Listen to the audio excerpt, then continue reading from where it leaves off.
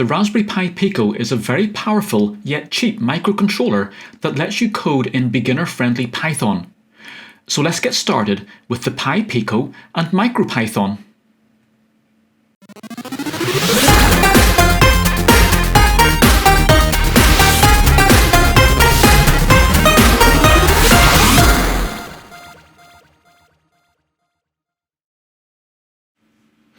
Hi and welcome to Bytes and Bits. The Raspberry Pi Pico is a very cheap but powerful microcontroller board. This is very different from the usual Raspberry Pis, which are single board computers that run a full Linux operating system. The Pi Pico is more like an Arduino, where we need to add our own code before the board can do anything. But unlike the Arduino Uno or Nano boards, with their 20 MHz processors and small amount of memory, the Pi Pico has a very powerful dual-core ARM processor chip running at 133 MHz, with 2 MB of onboard flash memory for your code and 264 KB of static RAM for your data. With 26 multifunction GPIO pins providing analog inputs, UARTs, SPI channels, I2C, pulse width modulation, and even USB support, the Pi Pico is orders of magnitude more powerful. Now, with this amount of processing power and memory, the Pi Pico is also able to run MicroPython. If you've been using Arduinos, you'll know that they are programmed in C++. Now, this is a very powerful language, but it can be a bit awkward to use, especially if you're new to coding. MicroPython allows you to code your microcontroller using a slightly cut down version of Python. All of the core functionality is there, with some added extras to allow you to control the extra hardware on the Pico. So you can do almost anything you could do with C++, but using a much more beginner-friendly language. Now, if you head over to the MicroPython website at micropython.org, you'll find full details of the language and the libraries that have been developed to run with it. In this tutorial, we'll take a brand new Raspberry Pi Pico, load MicroPython onto it, set up a Python development system on our PC, and then get some basic input and output working using some switches and LEDs. So, let's get started. Now, as usual, the good people at the Raspberry Pi Foundation have made it incredibly easy to set up MicroPython and get it up and running on your Raspberry Pi Pico. All we need to do is to copy a single installation file onto the device and it's ready to go. So if you go to the microcontroller section in the Raspberry Pi documentation website, you'll find a link to the MicroPython information. And again, I'll put all of these links in the description down below. Now this page has links to lots of documentation about using MicroPython with the Raspberry Pi Pico. But if you scroll down the page a bit, you'll come to the drag and drop section. And this shows you the simple process required to install the software. So you'll find a link to a downloadable UF2 file. And again, I'll put these links down in the description down below. And this is the file we need to transfer onto the Raspberry Pi Pico. So download this and save it somewhere sensible on your computer. We now need to turn the Raspberry Pi Pico into a disk drive attached to our computer. So plug a USB cable into your PC, making sure that it's not yet connected to your Pico. Then hold down the boot select button on the Pico and plug in the USB cable. Your computer should immediately recognise that you've connected a storage device, so you can now release the boot select button and open up the RPi RP2 drive in your normal File Explorer application. Then simply find the UF2 file that you downloaded earlier and simply drag it into the root folder of this new USB drive. The Raspberry Pi Pico will reboot and you've now got a MicroPython enabled device. To be able to work with MicroPython on your microcontroller, you need a Python IDE that understands how to communicate with it. Now, the Thinny IDE is the software recommended by the Raspberry Pi Foundation, and it's a great little IDE, especially for just starting out. but it can get a bit limiting as you start to create more complex projects. So I prefer to use the Pycharm IDE from JetBrains, and their free community version has everything you need for a professional level Python development system. Now, it is a bit more complicated to use than Thinny, but you'll quickly get the hang of it, which then means that you've got a much more powerful and helpful programming environment. To install Pycharm, you'll first need to install Python. So go to the python.org website. If you then click on the download link, and then download and install the latest version for your operating system. Then head over to the JetBrains website, and again I'll put the link down in the description. If you click on the download button and then select the Community Edition download, you'll receive the installation package, which you can then install as normal. So now that we've got all the software in place, we need to set up our development system so that Pycharm understands that we are using MicroPython and not the full version of Python, and that it's also able to communicate with the microcontroller board to upload and run our software. So if you start Pycharm, you should get to the welcome page. If you've already been using Pycharm, it will probably open up your last project. So simply close that project, which again will take you back to that welcome screen. Now, Pycharm needs some extra software to tell it how to program your Raspberry Pi Pico. So click on the plugins option in the left-hand menu, and you'll see a list of add-on modules that we can install. So make sure you have selected the Marketplace tab, and then click in the search box and type in MicroPython. And you should then see the MicroPython appear, the plugin appear in the list. So select it and then install it. So Pycharm is now ready to work with your Raspberry Pi Pico in MicroPython. So let's make our first MicroPython project. So from the welcome page, so make sure you click on the projects option on the left, and that will bring you up a list of your previous projects if you have any. So in the top right corner, you'll see a few buttons for opening projects. Click on the new project button and a dialog window will open. Now in the location box, you need to specify a folder to hold your project files. Now make sure that this points to a new empty folder, as Pycharm needs to save a number of extra files relating to the project setup. Next, we need to specify an environment for our project. Now this looks a bit intimidating, but all we're doing here is telling Pycharm how we want Python to work within this project. Now Python is able to use something called a virtual environment, and that simply encapsulates all the plugins and libraries that you need for this particular project. Now new projects will have their own virtual environments, which may have completely different setups, so you're able to keep each project tuned to its own requirements. Now there are a number of ways of creating and running virtual environments, but virtual env is fine for our MicroPython projects. So next we need to specify where we'd like to save our virtual environment files. Now once you've selected the location for the project in the top input box, Pycharm will default to saving your virtual environment inside a folder inside that project folder. Now sometimes you'll want to set up a virtual environment for a particular type of project, so sometimes it can make sense to save these environment settings in their own folder. But for now, I'm just going to set up a virtual environment for this particular project. So we next need to specify which version of Python we want to attach to this project. Now usually Pycharm is able to detect any versions of Python that you've installed, so you should see one listed in the drop-down. If not, simply click the Browse button at the end of the line and find that python.exe file that you downloaded and installed earlier.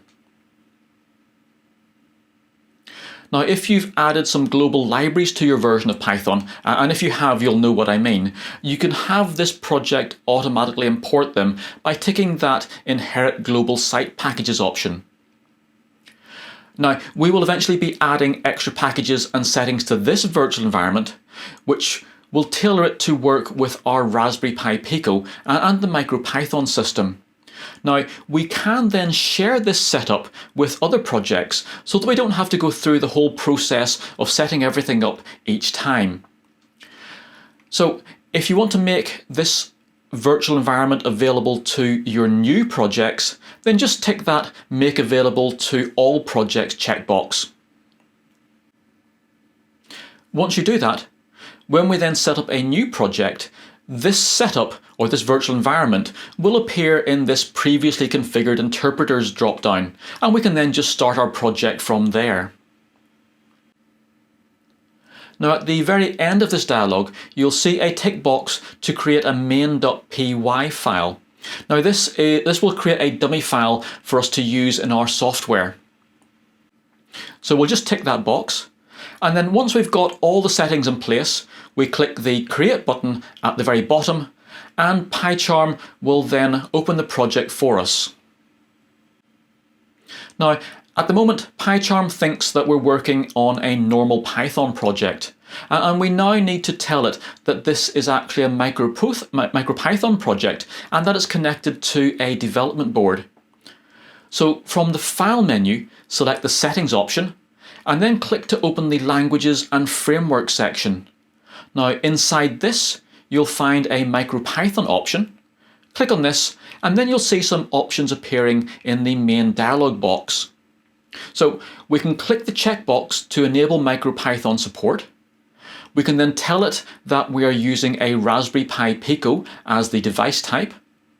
And now we need to tell Pycharm where on our computer we've plugged in the Raspberry Pi Pico. Now, if you're using a Windows computer, you'll get this information from Device Manager. So press your Windows button and then type Device Manager, and you should then see Device Manager application listed.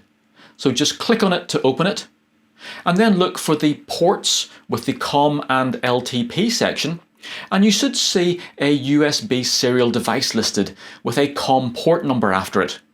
So on my PC, mine's listed as COM port 9. So COM 9 is the device path that Pycharm needs.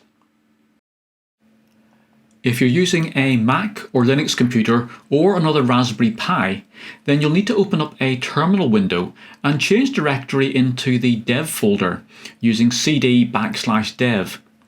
If you now unplug the Raspberry Pi Pico and list the TTY devices using ls/tty*, you'll get a list of the currently connected TTY devices. Now plug the Pico back in and list again, and you should find that a new TTY device has appeared. And on my system this comes up as /dev/tty-acm0. So that's the device address that we'll need to use back in Pycharm. Now don't worry, I'll put all of these instructions on the main project page on my bytesandbits.co.uk website. So once we've got this information entered into the correct box, we click on the OK button, and Pycharm will now take you back to your source code, but you'll probably see a warning message at the top of the window. So this is Pycharm prompting you to install a number of extra packages that MicroPython needs. So just click the Missing Required Packages link at the end of that warning, and Pycharm should then install all of these required packages. So let's make a simple little piece of code. So the following code, and again, all of this will be available on my main website. So do please make sure that you check the links in the description down below to get to that page. But this piece of code then, it simply makes the onboard LED on the Raspberry Pi Pico flash on and off every second. So delete everything in the main.py file that Pycharm has typed in for you, and then put in this code. So the first line of this code simply imports the pin object from the machine library. And this is one of the libraries which is specific to MicroPython, which tells our system how to connect to the various bits of hardware. So the pin object simply lets us control and monitor the GP pins on the Raspberry Pi Pico. Next we have to import the time library, and we'll be using that then to generate the delays in between the LED going on and off. Next, we need to create a variable called LED, which we're going to attach to pin 25. And this pin object, you can see there how we're using that, where we specify a pin number, and then we specify what mode we want that pin to be in, and of course we're setting it to be an output. And on the Pi Pico, output pin GP25 is the one that's connected to the onboard LED. We then finish the code with an infinite loop that simply turns on the LED with the LED brackets 1 and then turns it off again with LED 0, and that it has then a 1 second delay between each of these state changes. So we now need to get this code onto the Raspberry Pi Pico. So to install it, we can do one of two things. We can either right click on the main.py file, or we can also go to the Run menu, and there and either way you should see an option that says Run / main.py. And if you select that, that will then upload the code to our Raspberry Pi Pico. It will then reset, and the code will start running. And if everything is working correctly, you should now see a green LED beside the USB port on your Raspberry Pi Pico flashing at you. So congratulations, you've finished your first MicroPython project.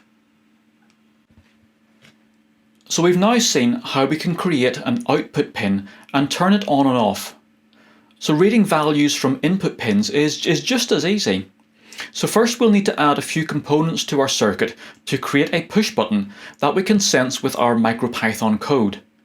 Now usually when we want to add a switch input to a microcontroller, we have to use a switch connected in series with either a pull-up or a pull-down resistor. The Raspberry Pi Pico helps us reduce the number of components we need by having built-in pull-up and pull-down resistors. And we can activate this option on almost all of the input pins by creating a pin object, specifying the GP pin number, and then setting it as an input, and then finally specifying that we want to set it as either a pull-up or a pull-down resistor. So at this point, as we start to assign pins to our inputs and outputs, we need to make sure that we know which pins can perform which functions on our Raspberry Pi Pico. So the diagram on screen now shows you the full range of functions that each pin can perform. And again, I'll put this information on the project page that goes with this tutorial on my main website, so do check the description below for that link. Now I've specified a pull-up resistor for my input. So this means that when I press my push button, the input pin that we're sensing on our Raspberry Pi Pico will be pulled low. So getting a low or 0 reading from the input pin means that the push button is being pressed. So we can now rearrange our blink code project to only flash the LED when the push button is being pressed. So again, if we look at the code, we are setting a switch input which is connected to our pin GP0. Then inside our while loop, we now have the turning on and off of the LED inside a conditional if statement. So we're saying if the switch.value, so that reads the value from our input pin. So if it's not turned on, which of course means that it's low, and in our situation, because I'm using a pull-up resistor, pulling it low means that the switch is actually being pressed.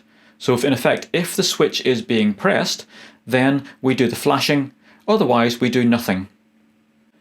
So now that we've got an external push button controlling the internal LED, we can of course connect external circuits to our Raspberry Pi Pico and control these through our GP pins.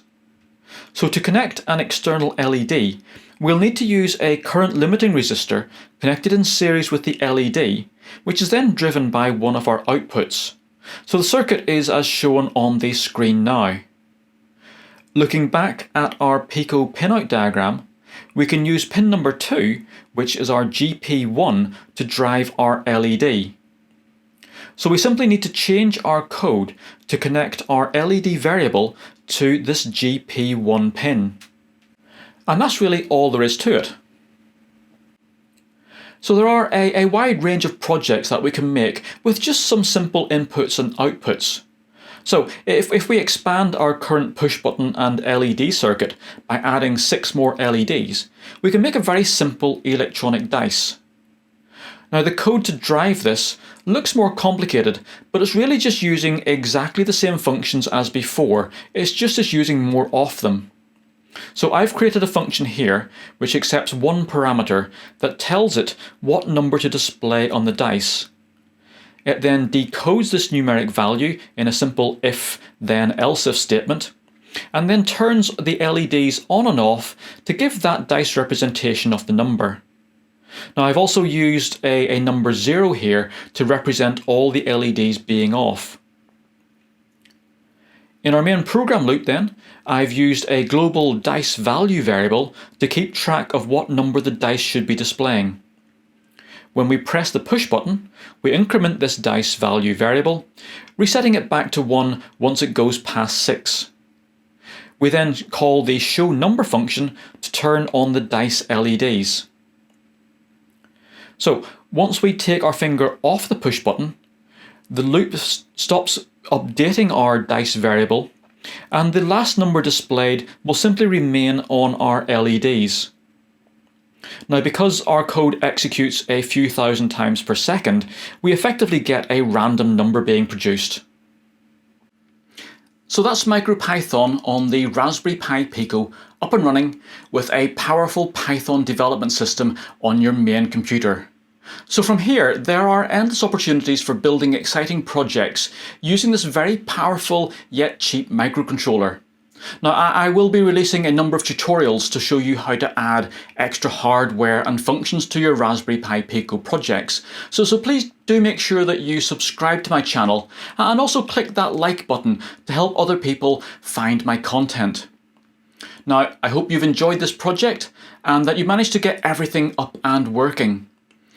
I look forward to seeing you again very soon, so bye for now.